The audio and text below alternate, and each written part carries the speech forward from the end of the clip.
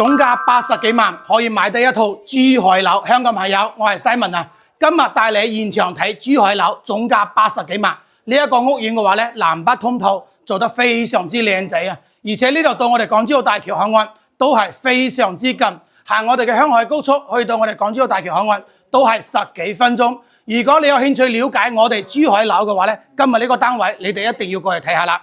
旁邊咧就係我哋嘅大型嘅海鮮市場，白藤頭海鮮市場，衣食住行都係非常之方便嘅。